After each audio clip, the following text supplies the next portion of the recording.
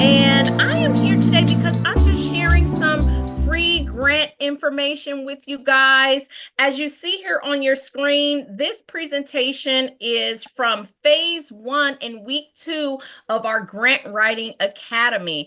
I'll share with you a little bit about my background and who I am, and then we'll get right into our workshop for today. So again, as you guys may or may not know, my name is Janise Wiggins. I'm originally from Los Angeles, California, but have been living here in the Las Vegas Valley for the past 27 years now.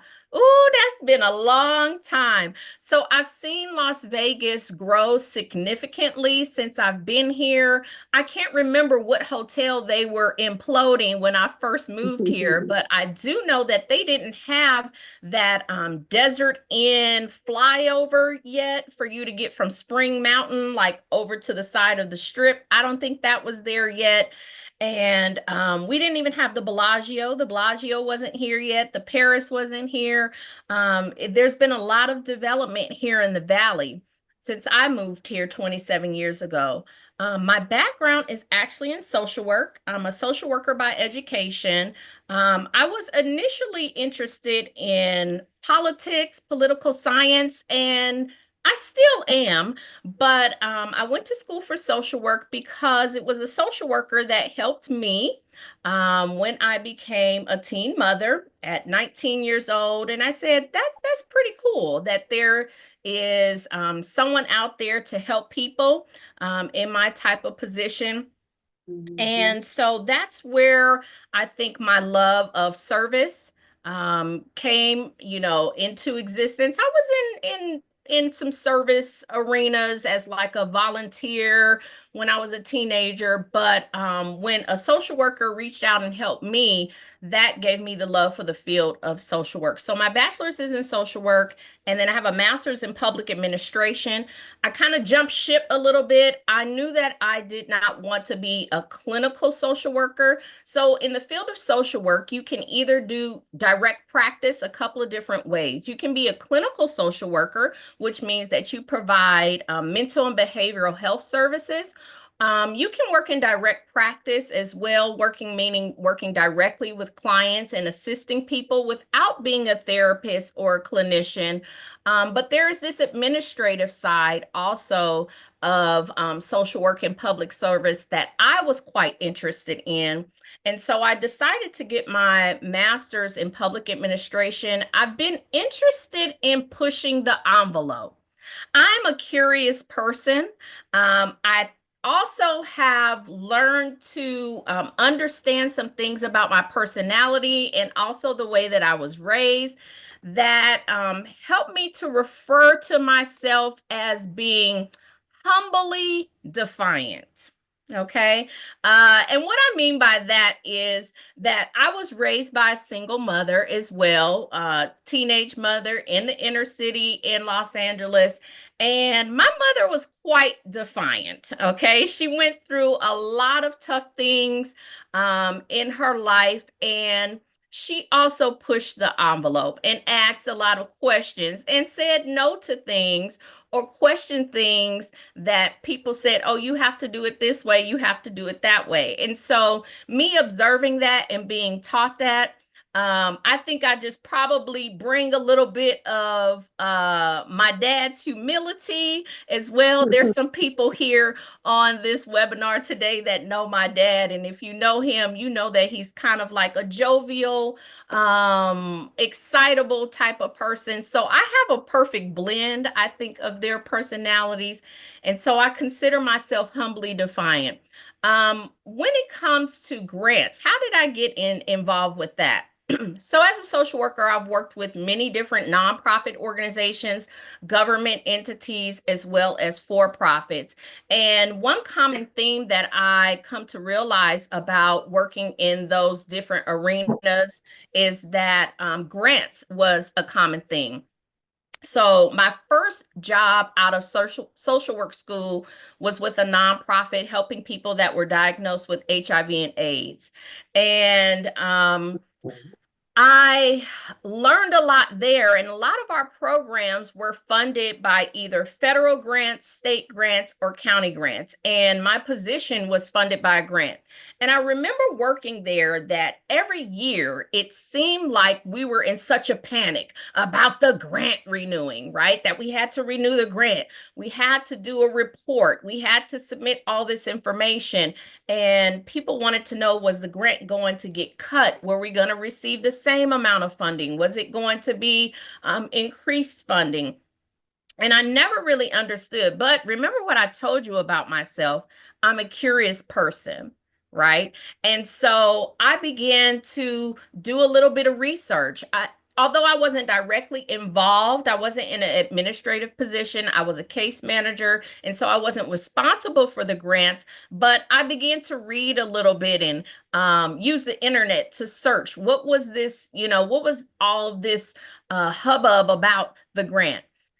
Shortly thereafter, I began to work for the Southern Nevada Health District in their Office of AIDS and in quality management. And we did HIV testing. And so I became an HIV testing counselor as well, and learned to be able to speak to people about their reasons for why they were testing for HIV, and what were some of their concerns. We dealt with other chronic illnesses as well, did a lot of community education.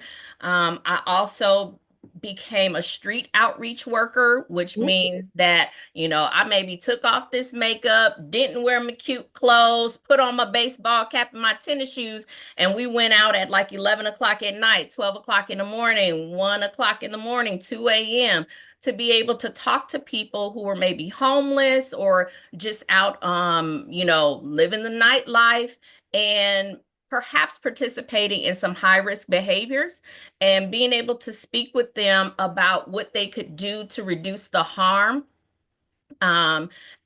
If it's their choice, right? As a social worker, we are trained that people have self-determination, the right to self-determination. So it wasn't always that we were trying to get people to stop their risky behaviors, but rather to provide education and information about the behaviors that they were participating in, and perhaps provide some harm reduction methods, whether it was related to substance abuse, or sexual behaviors, or just educating people about how infectious diseases are passed from person to person. And so I did that for a while. And while I was at the health district, I shared an office with a young woman, and she was our management analyst, which meant that she dealt a lot with the finances around the grants. And I shared an office with her, and I used to ear hustle. And I didn't really understand what was on her computer screen, but I used to take a look and peek at her computer screen, and there was budgets on there and a lot of stuff that I didn't understand. And so I asked her, I said, "Hey, would you teach me about grants? Because I'm curious and I'd like to learn and I want to know. And I don't understand all this stuff that, you talk about when you're on the phone or when you're on webinars, and I don't understand budgets and spreadsheets. Can you teach me?" And she said, "Sure, I'll be a mentor, so to speak, and teach you about grants. But even one better, I want you to do something. Get your resume together, and I want you to go and become a federal grant reviewer." And so I did that. I followed instructions, and I went and became a federal grant reviewer for many federal government agencies. I reviewed grants, and as a grant reviewer, that means that we read the grants that people would submit to the federal government agency, and we would score those grants to help the federal agencies make a decision about who was going to get the grant. And so we would read them, give strength and weakness comments, and sit on a panel of like three other reviewers were reading. When I say a panel, it means three people are sitting and reading the same grant, but they may have their own opinions. You talk about your opinions related to that grant, give that information back to the federal government, and then they make the final decision on who's going to get these big, large federal grants. So I participated in that, and that's been now for about 23 years that I've been a federal grant reviewer. I still do it. I'm actually participating in 3 different grant review panels right now, because in case you hadn't heard, there were some changes. You may have heard that the federal government put a hold per se on federal grants, but there are things that are still moving forward. And so that's how I really learned about grants. And then just in my career, and elevating and going through position to position, having the opportunity now to take that grant review experience and actually begin to participate in grant writing services. That's how I learned how to read grants and write grants. I share that information with you so that you guys would know the background from which I'm sharing this information. It's not just something that I found on the internet, on YouTube University, that I found on Instagram, and that now I'm sharing the information. No, I've been at this for 27 years, learning about health and human services and learning how we can fund various programs through grant opportunities, not only at the federal level, but at the state, county, city, foundation, and corporate level. So I'll share a little bit more about my background as we go through the presentation.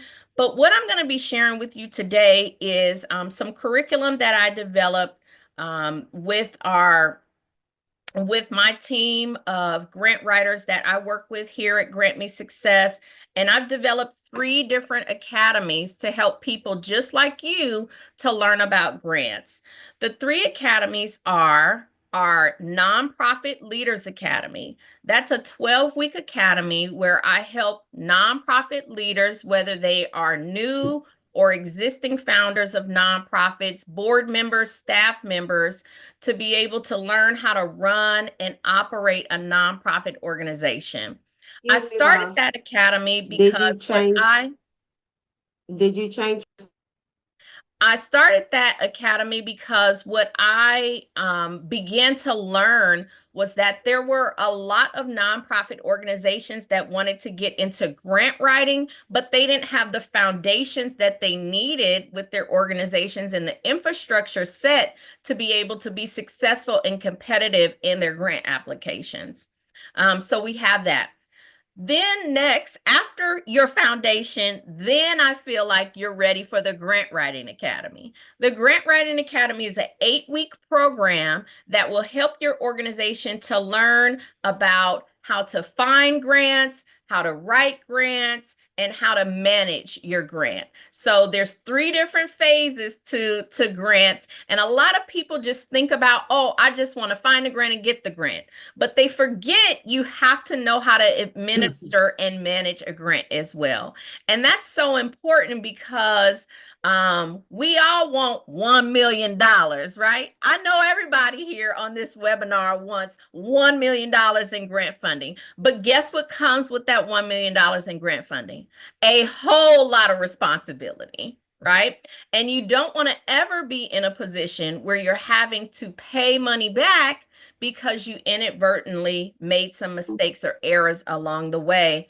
Or that you get awarded a grant, and I've certainly had people in this situation as well, where they were awarded a grant, but they can't even receive the grant because there are some foundational things that they have in place that the government is not going to give them that grant until they can get certain things and certain structure and infrastructure in place.